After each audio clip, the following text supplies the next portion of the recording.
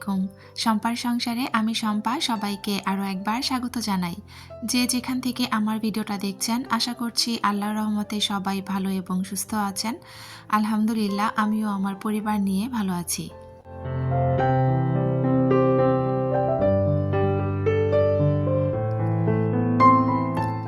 আজকে আমার ঘুম থেকে উঠতে বেশ অনেকটা দেরি হয়ে গিয়েছে। তো আমি ঘুম থেকে ওঠার পরে দেখলাম যে আমার হাসব্যান্ড তার নাস্তা তৈরি করে নিচ্ছিল সকালের। আপনাদেরকে তো আগেও বলেছি সে সকালে আসলে ওরকমভাবে ভারী কোনো নাস্তা করে না। তবে আজকে সে একটু তার জন্য সালাদ বানিয়ে নিচ্ছিল। আর এখানে হচ্ছে সে ডিম পোস্ট করে নিচ্ছে।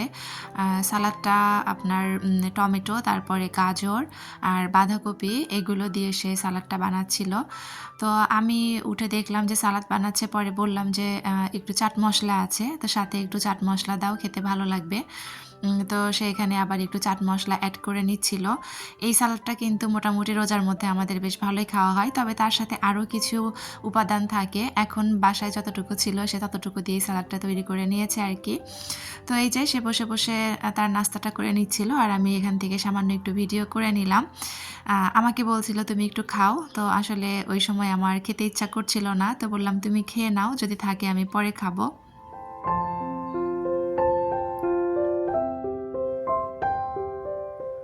তো নাস্তা করে হাসব্যান্ড চলে গিয়েছে, তারপরে আমি ঘরের কিছু কাজ গুছিয়েছি। আর এখন হচ্ছে আমি মাছ রান্না করব। সে মাছটা ফ্রিজ থেকে বের করে ভিজিয়ে রাখছিলাম। আমি কিন্তু মাঝখানে ঘর গোছানো থেকে শুরু করে সব কাজ যা আছে সব কিছু কিন্তু খুব দৌড়ের উপরে আজকে করে নিয়েছি। যেহেতু কয়েকদিন ধরে সত্যি কথা বলতে কেন যেন আমি সময়ের সাথে পাল্লা দিয়ে পেরে উঠছি না। যখন এর চেয়ে ছোট দিন ছিল ওই সময় কিন্তু আমি খুব ভালো ম্যানেজ করতে পেরেছি, তবে ইদানিং কেন যেন একেবারেই আমার করাটা হয়ে উঠছে না। আমার হচ্ছে ছেলেটাও একটু বেশি বিরক্ত করে। দেখা যায় যে এই সময়টাতে তার একটু বসে খেলাধুলা করার কথা, বা একটু কম্পিউটারে হোক বা টিভিতে হোক বসে একটু কার্টুন বা এটা সেটা দেখবে, কিন্তু সে দেখলেও তার কাছে আমাকে বসে থাকতে হবে, এরকম একটা অবস্থা। সে মানে আমার পিছে পিছে ঘুরঘুর করে, যার কারণে আমার কাজকর্মের অনেকটাই দেরি হয়ে যায়। তো যাই হোক হচ্ছে সকালবেলা আমি যে নাস্তা করেছিলাম, তো নাস্তার পরে চুলাটা একটু হালকা আরেকবার একটু মুছে নিলাম।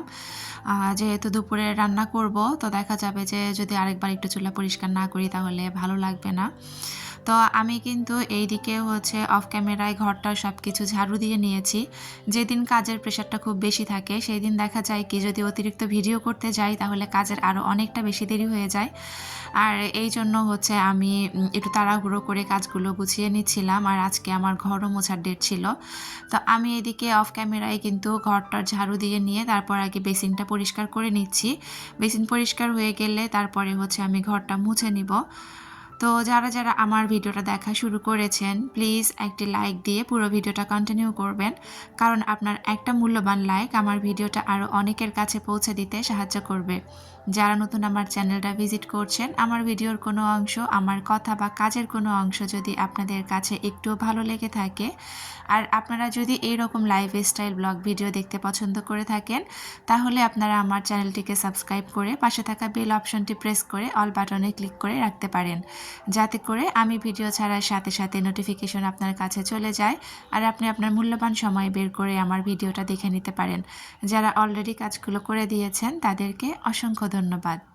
বেসিন পরিষ্কার করে অফ ক্যামেরায় কিন্তু আমি ঘরটা মুছে নিয়েছি। আর আজকে কিন্তু আমার আরও কাজের প্রেশার আছে, সেটা হচ্ছে আজকে আমাকে একটু ওয়াশরুমটা পরিষ্কার করতে হবে। তো যার জন্য আমি একটু তাড়াহুড়োর মধ্যে সব কাজ করে নিচ্ছিলাম। তো এইদিকে অফ ক্যামেরায় ঘরটা মুছে নিয়েছি, তারপরে আমি কিন্তু ওয়াশরুম ধুয়ে গোসল করে তারপর চলে এসেছি কিচেনে রান্না বসাবো। আর এর মধ্যে কিন্তু আমার হাজব্যান্ড বাসায় চলে এসেছে। তখন মোটামুটি 1:15 বেজে গিয়েছে। তো আসার সময় সে কিছু ফলমূল নিয়ে এসেছিল, তো এগুলো একটু গুছিয়ে রাখছিলাম। আমি সবসময় একটা চেষ্টা করি আমার হাজব্যান্ড বাসায় আসার আগে একটু রান্নাবান্না সব কিছু গুছিয়ে রাখতে, কারণ সে এসে বসে থাকবে আর আমি রান্না করব, বিষয়টা আমার কাছে একটা অস্বস্তিকর ব্যাপার লাগে। আমার কাছে মনে হয় যে খাবারটা ঠিক টাইম মতো আমি টেবিলে রাখবো, একদম টাইমলি সে খাবারটা খেতে পারবে। তবে সত্যি কথা বলতে আজ কয়েকটা দিন হলো আমি সেটা একেবারেই পেরে উঠছি না। দেখা যাচ্ছে যে রান্না করতেও দেরি হয়ে যাচ্ছে, এর মধ্যে সেও বাসায় চলে আসছে। তো যাই হোক, এখানে সে আমার জন্য কিছু টক বড়ই এনেছে। আমি কিন্তু এই বছর এখনো পর্যন্ত একটা টক বড়ইও খাইনি। আমি এর আগেও বলেছিলাম কয়েকদিন, কিন্তু সে ভুলে যায়। তো আজকে যেহেতু ফল কিনতে গিয়েছিল, ওই সময় টক বড়ই চোখে পড়েছে, তো পরে আমার জন্য কিছু বড়ই এনেছে আর কি। তো সাথে সাথে আমি কয়েকটা বড়ই ধুয়ে খাওয়া শুরু করে দিয়েছি। চিন্তা করেছি রান্নার এমনিও দেরি হয়েছে, অমনিও দেরি হয়েছে, তো আগে কয়েকটা বড়ই খেয়ে নেই। তো এখানে আমি কিছু ঝালের গুঁড়া মাখিয়ে নিয়েছিলাম, নিয়ে তারপরে বড়ই দিয়ে খাচ্ছিলাম আর কি। তো এত বেশি মজা ছিল বড়ইগুলো, মানে একদম আমি মনের মতো যেরকম বড়ই চেয়েছিলাম ঠিক ওই রকমটাই কিন্তু এনেছে। টক হলেও বড়ইটা কিন্তু খেতে ভীষণ মজা ছিল। তো যাই হোক, কয়েকটা বড়ই দাঁড়িয়ে থেকে খেয়েছি। তারপরে চিন্তা করলাম যে এখন ঝটপট কাটাকাটির ঝামেলাটা শেষ করে ফেলি, তারপরে রান্না বসিয়ে দিব, যেহেতু এমনিতেই আমার অনেকটা লেট হয়ে গিয়েছে। তো আমি হচ্ছে আজকে আলু, বেগুন, তারপরে হচ্ছে সিম, টমেটো, গাজর এগুলো দিয়ে বড় মাছের ঝোল করব। আর এই তরকারিটা তো আমার হাজব্যান্ডের অনেক বেশি পছন্দ, তার সাথে কিন্তু একটু কুমড়া বড়িও দিব।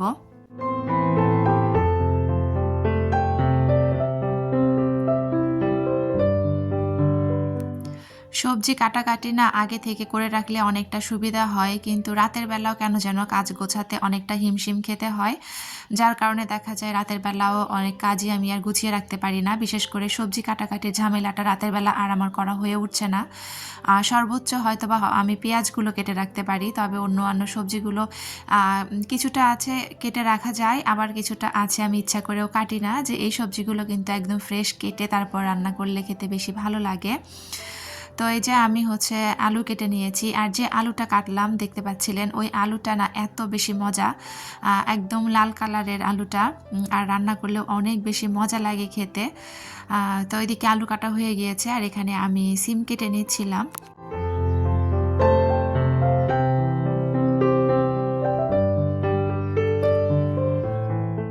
সবজি কাটতে কাটতে 2-3টা মিষ্টি আপুর মিষ্টি মিষ্টি কমেন্ট পড়ে নিচ্ছি। ব্লগস বাই ফাতেমা আইডি থেকে আপু লিখেছেন, আপু খুব ভালো লাগলো তোমার ভিডিওটি, খুব সুন্দর করে বাজারগুলো গুছিয়ে নিলে। আপু অনেক অনেক ধন্যবাদ তোমাকে। তো আপুর ছোট্ট একটা কমেন্ট এখানে আমি পড়েছি, তবে আপু কিন্তু আমাকে প্রত্যেকটা ভিডিওতে অনেক সুন্দর সুন্দর কমেন্ট করে থাকেন। তো আপু তোমার জন্য অনেক অনেক দোয়া আর ভালোবাসা।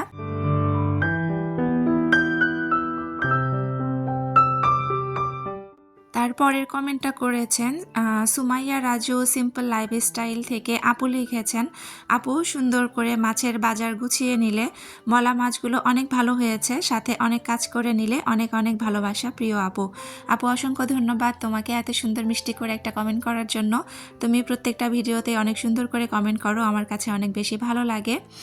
তারপরের কমেন্টটা করেছে সাথী আক্তার আইডি থেকে, মাশাল্লাহ আপু খুব সুন্দর ভিডিও শেয়ার করলে, ভাইয়া কত মাছ নিয়ে আসলো, সব কেটে ধুয়ে রেখে দিলে, পরে রান্না করে নিলে, খুব ভালো লাগলো আপু। আপু তোমাকে অসংখ্য অসংখ্য ধন্যবাদ তোমাকে এত সুন্দর করে কমেন্ট করার জন্য। সাথী আপুও কিন্তু আমার প্রায় প্রত্যেকটা ভিডিওতে খুব সুন্দর সুন্দর কমেন্ট করে থাকে, তো আপুকে অসংখ্য অসংখ্য ধন্যবাদ। পরের কমেন্টটা পড়ব। ফরিদা খাতুন আপু লিখেছেন, আপুর চ্যানেলের নাম হচ্ছে ইনায়া আম্মুস ব্লগ।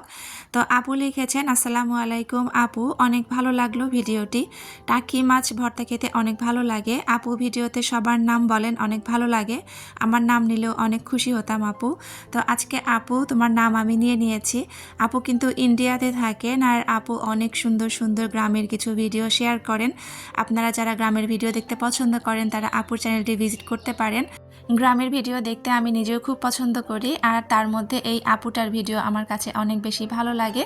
তো আপনারা চাইলে আপুর চ্যানেলটা একবার দেখে আসতে পারেন। তো আপু তোমাকে অনেক অনেক ধন্যবাদ আমার ভিডিওতে কমেন্ট করার জন্য, আর আজকে আমি তোমার কমেন্টটা পড়ে নিয়েছি, নিশ্চয়ই খুশি হয়েছ। তো এইদিকে আপনাদের সাথে কথা বলতে বলতে কিন্তু আমি রান্নার কাজটা শুরু করে ফেলেছি, আর এইদিকে ভাতটাও কিন্তু আমি বসিয়ে দিয়েছিলাম।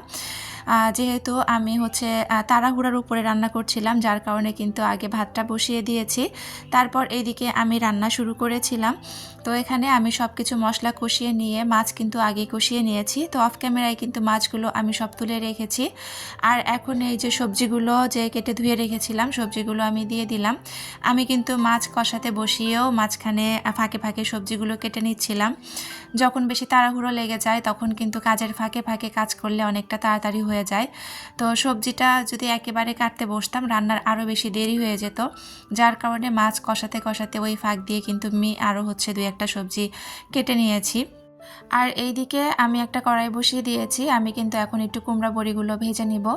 এই টাইপের তরকারির মধ্যে তো আসলে কুমড়া বড়ি খেতে অসম্ভব বেশি ভালো লাগে। কুমড়া বড়িগুলো খেতে খুবই মজা ছিল, তবে কেন জানি বড়িগুলো ভেঙে যাচ্ছিল। মানে এর আগেও হচ্ছে এই বড়িগুলো আমরা খেয়েছি, তবে আগেরগুলো এভাবে ভেঙে যাচ্ছিল না। এই বড়িগুলো দেখলাম যে ভাজতে গেলে একটু ভেঙে যাচ্ছে, তবে খেতে কিন্তু ভীষণই মজা ছিল। তো এদিকে কুমড়া বড়িগুলো ভাজা হয়ে গিয়েছে আর এখানে আমার সবজিগুলো মোটামুটি কষানো হয়ে গিয়েছে। তো আমি কিন্তু এখন ঝোলের পানি দিয়ে দিব। আর বড়ির তরকারিতে তো সবসময় পানির পরিমাণ বেশিই দিতে হয়, ঝোলটা অনেক বেশি পরিমাণে লাগে। তো এখানে আমি পর্যাপ্ত পরিমাণে পানি দিয়ে দিয়েছি আর এই পর্যায়ে আমি কিছু টমেটো অ্যাড করে দিব।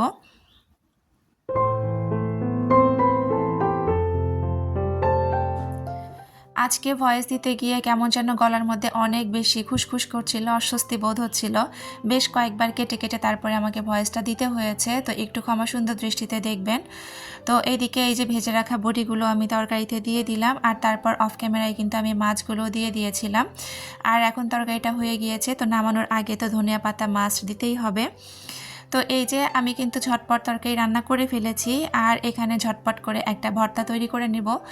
আজকে আমি ভেবেছিলাম যে বাঁধাকপি ভাজি করব, তবে যেহেতু অনেকটা তাড়াহুড়োর মধ্যে পড়ে গিয়েছি তো বাঁধাকপি কাটতে অনেকটা সময় লাগবে, এই জন্য বাঁধাকপি ভাজিটা আজকে বাদ দিলাম। কিন্তু এইদিকে একটা তরকারি দিয়ে তো আসলে ভাত খেয়ে মজা হয় না, সাথে একটা ভাজি বা ভর্তার প্রয়োজন পড়ে।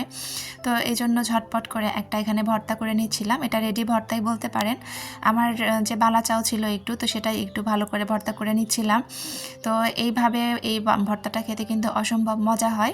আমি একটু ঝালের পরিমাণটা বেশি দিয়ে ভর্তাটা করছিলাম। এর আগে একবার আমি এই ভর্তাটা করেছিলাম আর আমার বড় মেয়ে খেয়ে বলেছিল যে আম্মু কক্সবাজার হোটেলে যেরকম ভর্তা খেয়েছি ঠিক ওরকম টেস্ট এসেছে। তো যাই হোক, ভর্তাটা কিন্তু করা হয়ে গিয়েছে আর আমার কথার মধ্যে অনেক ভুল ত্রুটি আছে, প্লিজ একটু ক্ষমা সুন্দর দৃষ্টিতে দেখবেন। তো এখন টেবিলে সব খাবার নিয়ে নিব। আমি কিন্তু সবসময় এভাবে হাঁড়ি পাতিল নিয়ে খেতে বসি না, তবে আজকে কিন্তু হাঁড়ি পাতিল নিয়েই খেতে বসেছি। তার কারণ এমনিতে অনেক বেশি দেরি হয়ে গিয়েছে, এই জন্য রান্না করে এনে টেবিলে রেখে দিয়েছি। তো ভিডিও শেষ পর্যায়ে চলে এসেছি, আপনাদের সবার সুস্থতা কামনা করে আর আমার পরবর্তী ভিডিও দেখার আমন্ত্রণ জানিয়ে এখান থেকেই বিদায় নিচ্ছি। আল্লাহ হাফেজ, আসসালামু আলাইকুম।